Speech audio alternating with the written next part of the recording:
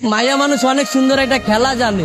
ছোটবেলায় পুতুলরে মানুষ বানায় খেলে, আর বড় বেলায় মানুষকে পুতুল বানায় খেলে। বিয়া করছিলাম 5 বছরের প্রেম আর 1.5 বছরের সম্পর্ক। বিয়া 10 দিন আগে আমার ডিভোর্স হয়ে গেছে, সে আরেকটা বিয়া করে ফেলাইছে। কেন ছেড়ে গেছে এটা তো আমি কইতে পারব না, তার ব্যক্তিগত ব্যাপার, কি জন্য ছেড়ে গেছে। কিন্তু আমি আমার সাইড থেকে ওরে কোনো কমতি রাখি নাই দেওয়া।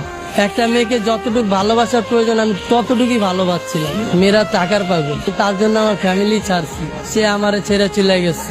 মানুষ পছন্দের একটা জিনিস কখন ছাড়ে, সে আরো দামি কিছু যদি পায় তখন ছাড়ে। সে হয়তো পাইছে আমারে ছেড়ে গেছে, কিন্তু আমি এখনো পাই নাই, সেজন্য তারা ছাড়তে পারি না। তার স্মৃতি নিয়ে বাইচে আসছি। তারে কথা দিয়েছিলাম ভাই যে সে যদি ছাইরা চলে যায় তাহলে আমি আত্মহত্যা করবো, কিন্তু ভাই অনেক কষ্টে বাইচে আসছি নিজের লাগে লড়াই কইরা। সে চলে যাওয়ার পর আমার বাইচা থাকার ইচ্ছাটা চলে গেছে। ভালোবাসার মানুষ হারানোটা অনেক কষ্ট, যার হারায় সেই বোঝে।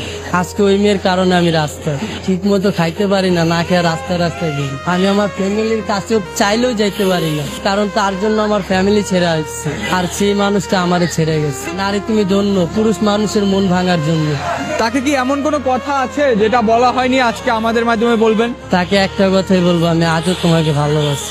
আপনার মুখে আমি একটা গান শুনতে চাচ্ছি। পরে